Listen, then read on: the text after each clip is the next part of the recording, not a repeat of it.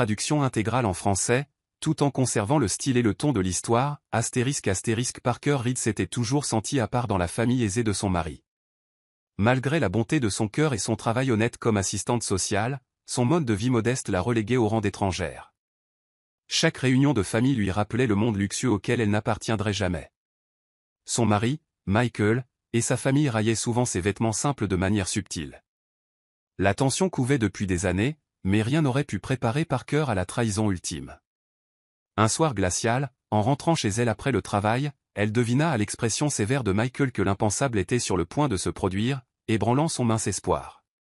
Ce soir-là, sous la faible lueur d'une lampe unique, Michael et sa famille affrontèrent Parker. « Tu n'es qu'un poids pour nous », lança sa mère d'un ton chargé de mépris. Le ton de Michael n'était pas moins dur. « Tu es sans le sou, Parker. On ne peut pas garder une personne comme toi plus longtemps chez nous. » Le cœur de Parker se brisa à mesure que chaque mot cruel se faisait entendre. Malgré son choc et les larmes qui coulaient sur ses joues, elle resta silencieuse, encaissant la trahison qui détruisait sa confiance. Le froid de leurs paroles résonnait tandis qu'elle rassemblait ses maigres affaires, se préparant à quitter le seul foyer qu'elle ait jamais connu.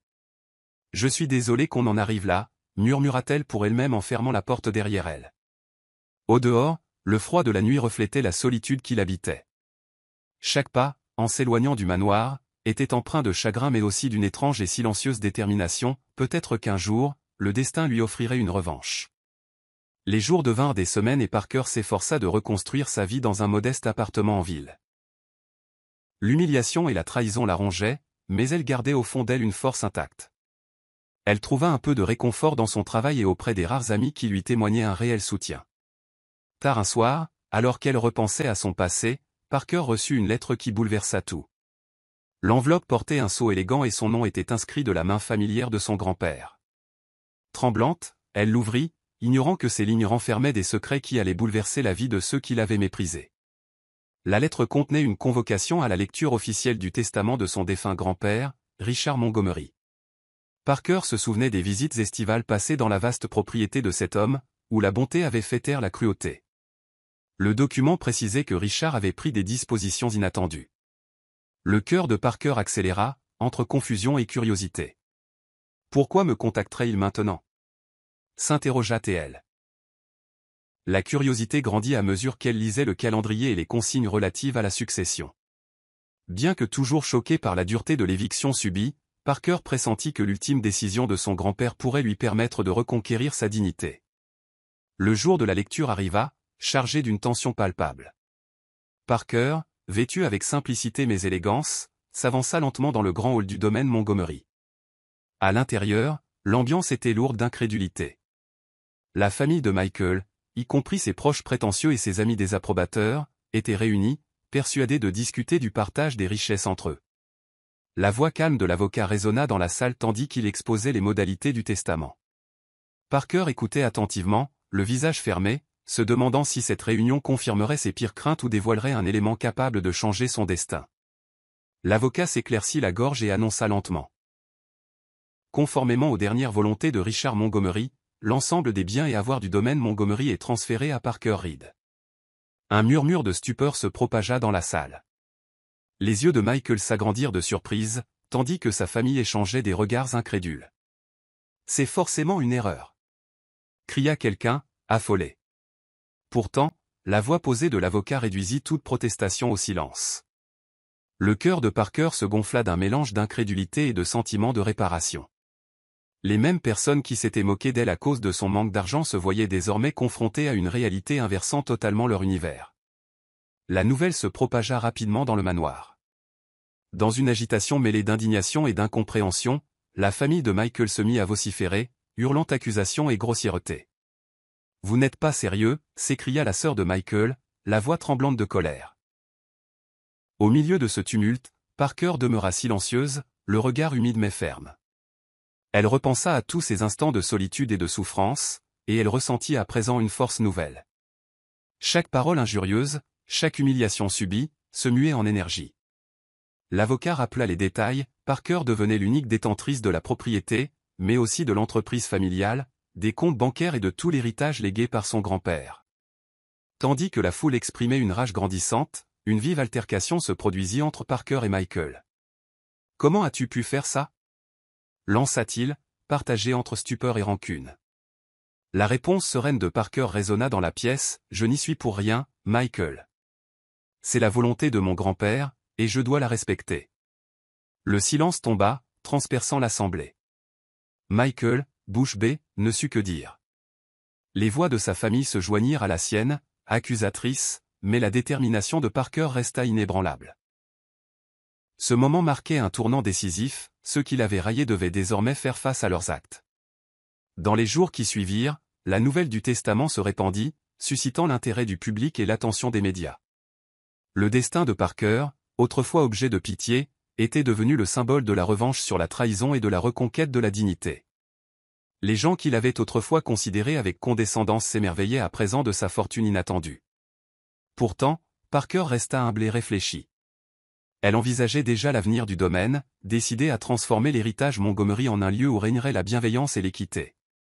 Son cœur, blessé autrefois, débordait désormais de détermination à réparer les injustices dont elle avait été victime. Chaque projet qu'elle esquissait promettait un futur meilleur, empreint de justice. Du côté de Michael et de sa famille, la stupeur fut totale. L'assurance hautaine se mua en une jalousie amère, à mesure qu'il voyait Parker prendre en main, avec calme, l'empire qu'il considérait comme acquis. Les disputes éclatèrent entre eux, en privé. « On nous a volé notre héritage », fulmina un cousin de Michael lors d'une réunion familiale discrète. Mais la puissance que détenait Parker provenait de la sagesse de son grand-père et du coup de théâtre offert par le destin. Ceux qui l'avaient méprisé devaient désormais en assumer le prix. Chaque murmure et complot dans les couloirs sombres témoignait de l'amertume et de la revanche qui s'annonçait. Parker entreprit de métamorphoser le manoir en un lieu qui reflèterait ses valeurs. Elle remplaça le faste ostentatoire par une ambiance accueillante, aménagea une bibliothèque regorgeant d'ouvrages sur l'empathie et la justice, créa des espaces de rencontres chaleureux pour encourager des projets collectifs, et rénova des jardins où la nature exprimait sa sérénité. Tandis que certains membres de la famille tentaient en vain de reconquérir leur statut, les choix de Parker conquirent les habitants des environs ainsi que les employés. Cette métamorphose était bien plus qu'un simple changement de décor, c'était l'annonce d'une ère nouvelle, où la richesse n'était plus qu'un outil au service de la solidarité. La petite révolution tranquille de Parker dépassa bientôt les murs du domaine.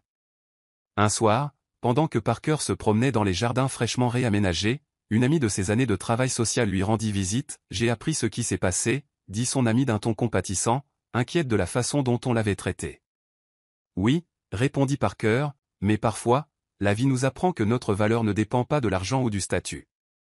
J'ai aujourd'hui l'occasion de prouver que la compassion l'emporte sur la cupidité. » Son ami lui serra la main et toutes deux s'assirent sur un petit banc de pierre, se remémorant le passé. À cet instant, la peine de Parker se métamorphosa en espoir, la preuve qu'après la noirceur peut jaillir la lumière. Pendant ce temps, la famille Montgomery de Michael refusait de se laisser faire. Un cousin, particulièrement venimeux, concocta un plan en secret. « Il faut qu'on récupère ce qui nous revient, » dit-il, la voix amère, au cours d'un conciliabule familial. Leur manigance, alimentée par la rancune et l'humiliation, ne fit que les isoler davantage du monde. Et plus ils s'obstinaient à dénigrer Parker, plus elle gagnait la sympathie et l'estime de ceux qui préféraient la justice à l'arrogance.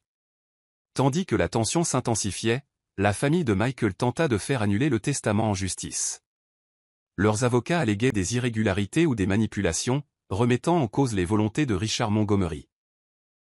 Pourtant, Parker tint bon, épaulé par un avocat rigoureux qui présenta des preuves infaillibles et fit témoigner ceux qui connaissaient la volonté du grand-père. Les audiences, teintées d'émotion, opposaient la famille de Michael, clament qu'ils étaient victimes d'injustice, à la placidité de Parker et la solidité de son dossier. En fin de compte, la décision du juge valida pleinement la légitimité du testament, la famille de Michael essuya un nouvel échec, consolidant le rôle de Parker comme seule héritière. Dans les semaines qui suivirent ce dénouement judiciaire, sa victoire symbolisa, pour beaucoup, la morale du sort. Son histoire se propagea sur les réseaux sociaux, où l'on saluait son courage et sa force. Des hommages émouvants se diffusèrent, et le mot-clé #KarmaForteBetrayed, Karma pour les trahis, se mit à circuler. Lors d'une interview télévisée, la voix de Parker, douce et résolue, relata son parcours douloureux et la reconquête de sa vie. « J'ai compris que la vraie richesse se mesure à la compassion et à l'intégrité, déclara-t-elle. Ces mots résonnèrent auprès de nombreux téléspectateurs ayant connu des trahisons. La transformation de Parker les incita à défendre leurs droits, quelle que soit leur situation financière.